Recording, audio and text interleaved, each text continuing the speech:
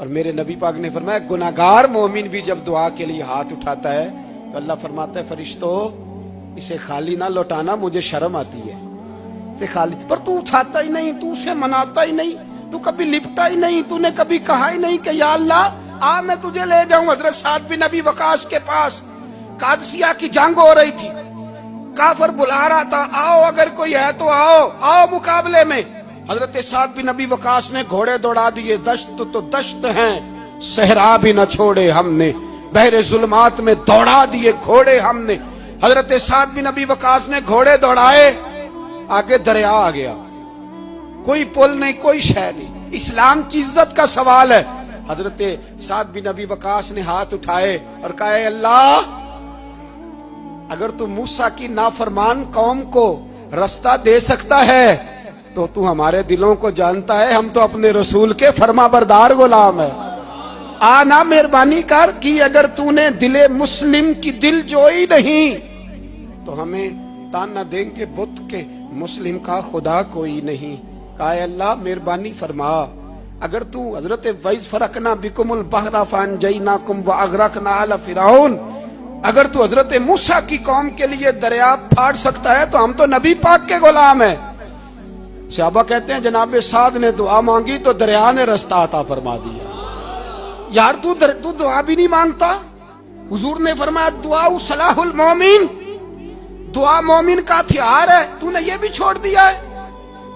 اب تو باتیں کر کے تبصرے کر کے ٹی وی دیکھ کے اپنی رائے قائم کر کے کمنٹس کر کے سو جاتا ہے، یہ بھی سوتا خشک ہو گیا، تو دعا تک نہیں مانگتا۔ فرماتے ہیں دعا مانگی تو دریا نے رستہ دیا، اور جب اس کنارے نکلے تو حضرت سعد کہنے لگے کسی کی کوئی شے تو نہیں رہ گئی دریا میں، کوئی چیز تو نہیں رہ گئی۔ ایک صحابی کہنے لگے پیالہ رہ گیا ہے، تو حضرت سعد فرمانے لگے او دریا ہمارا پیالہ واپس نہیں کر دیتا؟ تو کہتے ہیں کہ لہر آئی تو پیالہ بھی باہر پھینک گئی۔ او بھائی ہم اسی رسول کا کلمہ پڑھتے ہیں جن کا حضرت سعد بن ابی وقاص نے کلمہ پڑھا تھا، اور کسی جگہ میرے نبی پاک نے نہیں فرمایا اللہ صحابی کی سنے گا بعد میں آنے والوں کی نہیں سنے گا، کسی جگہ نہیں کہا۔ پر تو کشکولے دعا بھی نہیں اٹھاتا، مصیبت میں بھی اب یاد خدا ہم کو نہیں آتی، دعا منہ سے نہ نکلی جیبوں سے عرضیاں نکلی، تو یہ کام بھی نہیں کرتا۔ میرا دل کرتا تھا چلو اور کچھ نہ ہو مسجدوں میں اجتماعی دعا ہی ہو جائے، پر اس طرف بھی توجہ نہیں، وہاں بھی کہتے ہیں مولوی صاحب جلدی کرو گھر جانا ہے، اتنی لمبی دعا، اور کمنٹس کر رہے ہیں لوگ کہتے ہیں آپ اپنے گھر کی سوچیں۔ میرے بھائی دعا، صلاح الدین ایوبی فلسطین کی جنگ لڑ رہے تھے، خبر آئی کہ عیسائیوں کا ایک بحری بیڑا بحری جہاز اسلحہ لے کے آ رہا ہے، نیزے ہیں تلواریں ہیں تیر ہیں۔ صلاح الدین ایک بزرگ تھے، ان سے ملے تو کہنے لگے بابا جی آپ بھی دعا کرو۔ میں بھی دعا کرتا ہوں، مسلمانوں کے پاس پہلے اسلحہ نہیں، عیسائیوں نے اور منگا لیا ہے، کہیں ایسا نہ ہو مسلمانوں کے خلاف اتنا اسلحہ استعمال ہو۔ یہ بات کہی، بابا جی کو دعا کا کہا، خود مسجد اقصی میں ساری رات روتے رہے۔ صلاح الدین ساری رات، ہمارا حکمران جسے ربنا آتنا فی الدنیا پوری نہیں پڑھنی آتی، اور اب تو ایسے پیر آ گئے ہیں میدان میں جو سورہ فاتحہ سیدھی نہیں سنا سکتے الا ماشاءاللہ۔ ساری رات صلاح الدین ایوبی روتے رہے۔ وہ بزرگ کہتے ہیں میں بھی کونے میں تھا، پر جس درد سے اس نے دعا مانگی میں نہیں مانگ سکا۔ سویرے خبر آئی کہ دشمن کا وہ بحری بیڑا جو اسلحہ لے کے آ رہا تھا دریا میں غرق ہو گیا ہے۔ صبح خبر آئی تو وہ شخص ایک آگے بابا جی سے کہنے لگا بابا جی وہ بحری بیڑا دریا میں غرق ہو گیا، تو بابا جی رو پڑے، کہنے لگے دریا میں غرق نہیں ہوا، صلاح الدین ایوبی کی آنسوؤں میں غرق ہو گیا ہے، اس کے آنسوؤں میں غرق ہو گیا ہے، اس نے رب سے دعا ہی ایسی مانگی اس کے آنسوؤں میں۔ تو دعا بھی نہیں مانگتا میرے بھائی مسلمانوں کے لیے، تو دعا بھی نہیں مانگتا۔ امام حسین میدان کربلا میں تھے، ایک راوی کہتا ہے 3 دن پانی بند رہا ہے، روٹی بند رہی ہے، پر قرآن پاک کی تلاوت 1 منٹ کے لیے بھی بند نہیں ہوئی، دعا اور التجا 1 منٹ کے لیے بھی بند۔ حسین کے خیمے سے یہ آواز بار بار آتی رہی یا اللہ استقامت بھی دے اور صبر بھی عطا فرما۔ دعا کا رستہ بند، تلاوت بند نہیں ہوئی، اللہ کی بارگاہ میں سجدے بند نہیں ہوئے، تو چھوڑ گیا، تو دعا تک نہیں مانگتا۔ دعا تو انقلاب برپا کر دیتی ہے، دعا تو حالات بدل دیتی ہے۔ دعا تو تبدیلی لے آتی ہے. کوئی بیٹھا ہوا مجھے دور دعا دیتا ہے, بس دعا دیتا, فقط دعا دیتا ہے. کوئی بیٹھا ہوا مجھے دور دعا دیتا ہے, میں ڈوبتا ہوں پر سمندر اچھال دیتا ہے. وہ بھائی تو دعا بھی چھوڑ گیا. پہلی بات آپ کی خدمت میں یہ ہے کہ جاگیں, مسلمان بنے. دوسرا کچھ نہیں کر سکتے تو دعا تو کر سکتے ہیں نا. دعا کا رستہ اپنائیں. اور پھر میرے نبی پاک علیہ السلام نے 2 باتیں فرمائی, کان کھول کے سن لینا. 2 باتیں حضور نے فرمایا ایک وقت آئے گا کہ میری امت کے خلاف کافر ایک دوسرے کو آوازیں دیں گے, آؤ مسلمانوں کو ماریں, آؤ مسلمانوں. تو صحابہ نے کہا یا رسول اللہ کیوں, ہم تھوڑے ہو جائیں گے؟ فرمایا نہیں, تم بہت زیادہ ہوں گے. 56 اسلامی ملک ہیں دنیا میں. کتنے بول کے بتانا ہے. اتنا سا برما ہے, کسی غیر مسلم کا کتا مر جائے تو یہ چیخ پڑتے ہیں. اور یہاں کہتی ہے اقوام متحدہ کہ جی وہ ہمیں داخل نہیں ہونے دے رہے. تو بند کرو پھر سلامتی کونسل, تحلیل کر دو, اقوام متحدہ ختم کرو. اگر تمہاری کو سنتا نہیں تو بنائی کیا ہے؟ صرف مسلمانوں کو پریشرائز کرنے کے لیے. اور ہمارے مسلمان بھیک مانگتے پھرتے ہیں, کہتے ہیں کہا ہے ہم نے اقوام متحدہ سے. اب تم اپنے لیے کافر سے بھیک مانگو گے, کافر سے بھیک مانگو گے؟ میرے عزیز نبی پاک علیہ الصلوۃ والسلام نے فرمایا کافر ایک دوسرے کو بلائیں گے مسلمانوں کو مارے. یا رسول اللہ ہم تھوڑے ہوں گے. فرمایا بہت زیادہ ہوں گے. تو حضور کیا ہوگا؟ فرمایا تمہیں وہن ہو جائے گا. یا رسول اللہ وہ کیا ہے؟ فرمایا دنیا سے پیار ہو جائے گا, مرنے کو دل نہیں کرے گا. دنیا سے اور مرنے کو. اس وقت سمجھ لینا کافر تم پہ حاوی ہے. میں اپنا اندازہ کروں, آپ اپنا کریں. مجھے دولت سے کتنا پیار ہے اور آپ کو کتنا پیار ہے. جھاگ کے سنیں یہ لفظ رسول پاک کے صلی اللہ علیہ.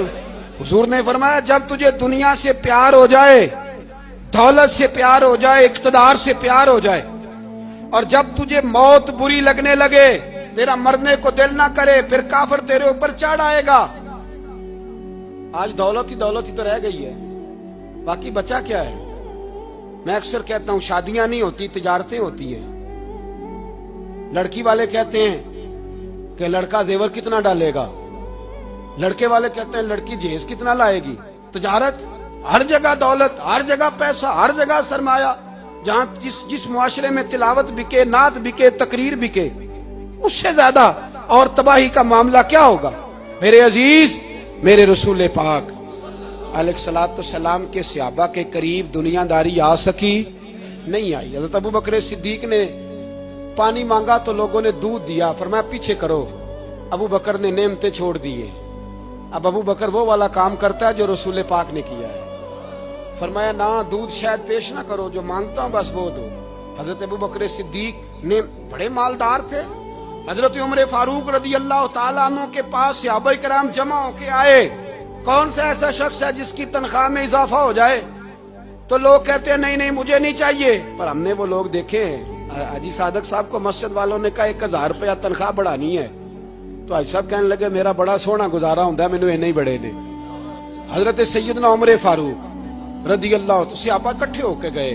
کہنے لگے عمر حضور کے زمانے میں بظاہر غربت رہی, جناب صدیق اکبر کے زمانے میں غربت, اب تو بڑی ریل پیل ہے, بحرین سے لاکھوں کا مال آتا ہے, آپ کو بڑے بڑے سفیر ملنے آتے ہیں, پر آپ وہی پرانا کرتا اور وہی طامت جو کئی جگہ سے سی آپ نے کئی جگہ سے پھٹی.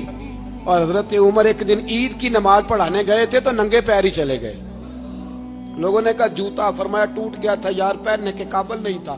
فرمایا ننگے پیر آ گئے اور لوگ کیا کہیں گے؟ فرمایا چھوڑو, عمر کے پاؤں ننگے ہیں لیکن عمر کے کردار میں تو کوئی شک نہیں نا, پیر ہی ننگے ہیں نا, کیا ہوا؟ چھوڑو اس بات کو. کوئی پیار نہیں دنیا داری سے, دولت سے, کوئی چکر ہی نہیں. حضرت سیدنا عمر فاروق رضی اللہ تعالیٰ عنہ کو صحابہ نے اکٹھے ہو کے کہا, یہ ہے امت کے بیدار ہونے کے طریقے جو عرض کر رہا ہوں. کہا جناب آپ اب بڑا مال غنیمت ہے, اور جس طرح ہر صحابی کا حصہ ہے آپ کا بھی حصہ ہے, تو ایک نیا کرتا ہی ڈال لیں آپ خرید کے.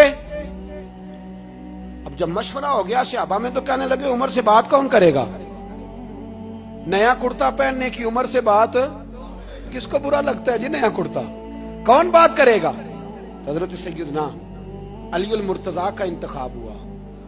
کہنے لگے مولا علی کی بڑی عزت کرتے ہیں، ان سے بڑا پیار کرتے ہیں، ان سے بات کرتے ہیں۔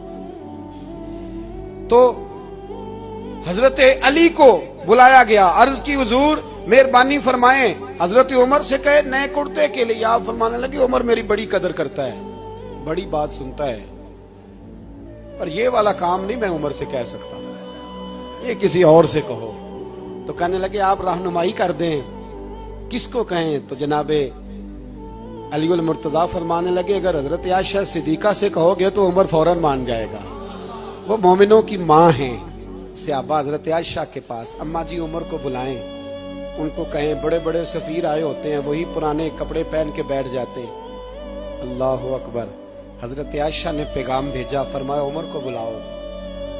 عمر فاروق دوڑے ہوئے آئے، پردے کے پیچھے حضرت عائشہ کے پاس گھٹنوں کے بل، اماں جی دیر تو نہیں کر آیا میں آنے میں؟ حکم ہو، حضور کے گھر سے پیغام آیا، بڑے بڑے سفیروں کو چھوڑ کے بھاگے۔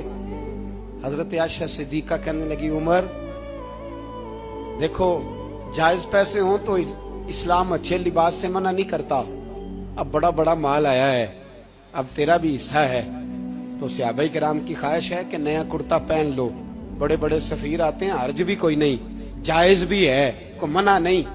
حضرت عمر نے گردن جھکا، جی اماں جی، جی اماں جی، جی اماں جی۔ حضرت عائشہ کہتی ہیں بات ختم ہوئی، عمر نے گردن اٹھائی تو عمر کی داڑھی آنسوؤں سے بھری ہوئی، کہتی ہے مجھے کہنے لگے اماں جی میں تو صرف مسجد میں دیکھا کرتا تھا، آپ تو مصطفیٰ کو دن رات دیکھتی تھیں، جس طرح کے کرتے آمنہ کے لال نے پہنے ہیں مجھے بھی پہنا دو، میں تیار ہوں، میں پہن لوں گا، میں تیار ہوں، پر جس طرح کے میرے نبی نے پہنے۔ حضرت عائشہ کہتی ہے میں پھوٹ کے روئی، میرا پلو آنسوؤں سے بھر گیا۔ فرماتی ہیں میں عمر کی بات سنتی گئی تو میرا پلو آنسوؤں سے، میں نے کہا عمر تو جا، تو ٹھیک ہے۔ فرماتی ہے عمر فاروق سلام کر کے اٹھے، امیر المومنین چلے گئے، اس کونے میں صحابہ چھپے ہوئے تھے، وہ آئے، کہا اماں جی کیا بات ہوئی؟ تو میں پھر رو پڑی۔ میں نے کہا کیا بتاؤں، تمہیں پرانے کرتے نظر آتے ہیں، اسے محمد عربی کے جلوے نظر آتے ہیں، اسے رسول اللہ کا رنگ نظر آتا ہے، اسے وہ غلامی نظر آتی ہے۔ عمر کو دنیا سے پیار، اور دنیا سے پیار نہیں تھا، دعا پتہ کیا تھی؟ یوں جھولی اٹھا کے اللہ مرزقنا شہادتن فی سبیلک وجعل موت فی بلد حبیبک، اللہ عمر کو بسترے والی موت نہ دینا، موت شہادت کی دینا، اور میں میدان میں جا کے نہیں مرنا چاہتا، مجھے رسول اللہ کے شہر میں موت چاہیے، باہر جا کے نہیں، یہی میدان لگے مدینے میں، یہی موت آئے، اسباب بنا، میں مدینہ بھی نہیں چھوڑنا چاہتا۔ او بھائی ان لوگوں کو نہیں پیار تھا، جناب صدیق اکبر کا وصال ہوا تو زہر کے اثر سے، وہ جو آپ کو زہر لگا تھا، بعض مفسرین نے لکھا ہے کبھی کبھی وہ جو سانپ نے ڈسا تھا تو کبھی کبھی اس کا اثر آتا تھا، بس اللہ نے شہادت دینی تھی کبھی کبھی، ورنہ تو بڑی شفائیں تھیں۔ حضرت عمر شہید، حضرت عثمان، جناب علی، امام حسن، امام حسین، علی اکبر، علی اصغر، حضرت عباس، حضرت سعد بن معاذ، حضرت امیر حمزہ، مصعب بن عمیر، میرے محبوب نے تو لسٹ بنائی شہیدوں کی، لسٹ بنائی شہیدوں کی، شہادت سے پیار کیا رسول اللہ صلی اللہ علیہ وسلم کے غلاموں نے، پیار کیا شہادت سے، اسی لیے تو کافر اٹھ نہیں سکا کہ شہادت سے حضرت سعد بن معاذ رضی اللہ تعالیٰ عنہ کو زخم لگ گیا، جنگ سے زندہ آ گئے لیکن زخم ہے، رو کے کہنے لگے محبوبہ سارے شہید ہو گئے، میں ایسے ہی رہ گیا۔ حضور نے فرمایا نہیں، رب تجھے بھی شہادت کی موت ہی عطا فرمائے گا، اسی زخم میں پردہ ہو گیا۔ میرے بھائی حضرت عمر بن جموع رضی اللہ تعالیٰ عنہ 4 بیٹے لے کے احد کے میدان میں آئے، کہا محبوبہ میرے 4 ہی تھے، میں سارے لے آیا ہوں، سارے ہی قبول ہے؟ میں ٹھیک ہے، پھر خود بھی زرہ پہن لی، ایک ٹانگ سے لنگڑے تھے، ٹانگ چھوٹی تھی، حضور نے فرمایا تو نے کیوں لباس پہن لیا ہے؟ کہا حضور میں نے بھی تو جہاد پہ جانا ہے نا۔ حضور نے فرمایا تیرے 4 بیٹے جو جا رہے ہیں، تو کہا یا رسول اللہ کیا لنگڑے جنت میں نہیں جا سکتے؟ حضور لنگڑے اللہ کو قبول نہیں، میں نہیں جا سکتا۔ تو میرے نبی پاک صلی اللہ علیہ وسلم نے فرمایا نہیں، جنت تو تیرا انتظار کر رہی ہے۔ کہا حضور پھر میں بھی جاؤں گا، بچے جائیں گے تو میں بھی جاؤں گا۔ ایک بی بی احد کے دن 3 سال کا بچہ لے کے گھر سے نکلی، بیبیوں کو کہتی ہے میرا خامد بھی بدر میں شہید ہوا، بھائی بھی اور باپ بھی۔ آج حضور نے پھر بلایا ہے، دل کرتا تھا کوئی جوان بیٹا ہوتا تو میں پیش کرتی، پر اب میرے پاس یہ 3 سال کا ہی ہے۔ بچہ لیا مدینے میں مسجد نبوی میں، حضرت بلال سے کہنے لگی 2 منٹ حضور کا دیدار چاہیے۔ نبی پاک آئے، کیسے آئی ہو؟ کہنے لگی محبوبہ میں شہید کی بیٹی، شہید کی بہن، شہید کی بیوہ ہوں، میرے پاس اب جوان تو کوئی نہیں، یہ 3 سال کا ہی ہے۔ حضور نے مسکرا کے فرمایا یہ کرے گا کیا کرے گا؟ کہنے لگی حضور سنا ہے اسلحہ تھوڑا ہے، ڈھال کی ضرورت ہے، لوہے کی ڈھال ہوتی تھی، جب تلوار آتی تھی تو آگے کی جاتی تھی۔ کہا محبوبہ میرا شہید کی اماں بننے کو بڑا دل کرتا ہے، یہ میرا 3 سال کا لے جاؤ، جب تیر آپ کی طرف آیا تو میرا بیٹا آگے کر دینا، یہ ڈھال کا کام تو دے گا نا۔ ہنستے ہوئے محبوب کی آنکھوں میں آنسو آئے، بچے کو پکڑ کے سینے سے لگایا، ماتھا چوما، فرمایا جا تیرے ساتھ وعدہ ہے قیامت کے دن تجھے شہید کی اماں کہہ کے ہی پکارا جائے گا، وعدہ ہے تیرے ساتھ تجھے شہید کی۔ میرے بھائی مرنے کو دل ہی نہیں مسلمان۔ میرے نبی پاک صلی اللہ علیہ وسلم نے فرمایا جس کے دل میں کبھی شہادت کی آرزو پیدا نہیں ہوئی، اس کے سینے میں دھڑکنے والا دل مومن کا ہے ہی نہیں، وہ تو منافق ہے۔ جو کبھی دین کے رستے میں شہید ہونے کو، میرے بھائیوں دین کو بڑی ضرورت ہے، بڑی ضرورت ہے، بڑی۔ اے خاصائے خاصان رسول وقت دعا ہے، امت پہ تیری آ کے عجب وقت پڑا ہے۔ وہ دین جو بڑی شان سے نکلا تھا وطن سے، پردیس میں وہ آج غریب الغربا ہے۔ فریاد ہے اے کشتی امت کے نگہباں، بیڑا یہ تباہی کے قریب آن لگا ہے۔ اور ایک شاعر قلم توڑ گیا، کہنے لگا تجھ سے فریاد ہے اے گنبد خضرا والے، تجھ سے فریاد ہے اے گنبد خضرا والے، کعبے والوں کو ستاتے ہیں کلیسا والے۔ تجھ سے فریاد اے گنبد خضرا، اپنے اندر دین کا درد پیدا کرو، ذوق پیدا کرو، مسلمان بن کے جینا سیکھو۔ جب کوئی برادری پوچھے تو کہو میں محمدی ہوتا ہوں، میں مصطفی ہوتا ہوں، میں رسول اللہ کا غلام ہوتا ہوں، میں پہلے مسلمان ہوں، باقی کچھ بعد میں ہوں۔ خدا را اپنے گھر میں پردہ کراؤ، خدا را رزق حلال کھاؤ، اگر پردے نہ ہو رزق حلال نہ ہو تو جذبہ جہاد پیدا نہیں ہوتا۔ خدا را اپنے اندر انقلاب برپا کرو، دین کے لیے جینا سیکھو۔ دین بڑا تڑپتا ہے، دین بڑا روتا ہے۔ رسول اللہ آج تجارت کرنے والے ملتے ہیں، آج سیاست کرنے والے ملتے ہیں، دین والے نہیں ملتے، دین کے درد والے نہیں ملتے۔ اپیل ہے آپ سے، آج رات 2 نفل پڑھ کے اور کچھ نہ ہو سکے تو مسلمانوں کے لیے دعا ضرور کر دینا، ان کے لیے دعا ضرور کر دینا، اپنے آپ کو بیدار کرو، بیدار کرو۔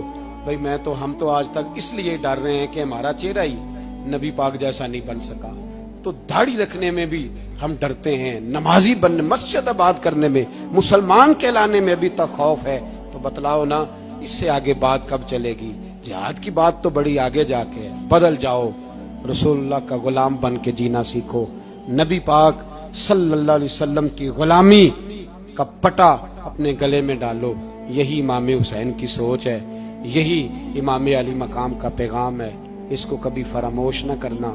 امام حسین ہمیں بتا گئے سارا کچھ لٹ جائے پر دین کے اندر کوئی نقص واقعہ نہ ہونے پائے، کوئی شرابی، کوئی بے ایمان، کوئی لٹیرا کبھی اس کے سپورٹر نہ بننا۔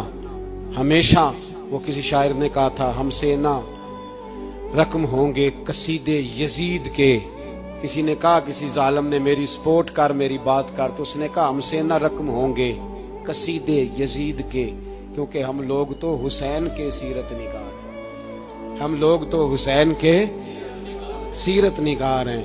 یہ محرم کے جو دن ہے یہ انقلاب کے دن ہے، رونے پیٹنے کے نہیں، انقلاب کے دن، جذبوں کی بیداری کے دن، ظلم کی آنکھوں میں آنکھیں ڈالنے کا جذبہ پیدا کرنے کے دن۔ اس کو اسی رنگ میں لو۔ اے خالق کائنات، اپنے محبوب کی امت پہ رحم فرما اور اپنے فضل سے ہمیں دلوں میں جذبہ جہاد اور شوق شہادت عطا فرما. آخر دعوانا ان الحمد.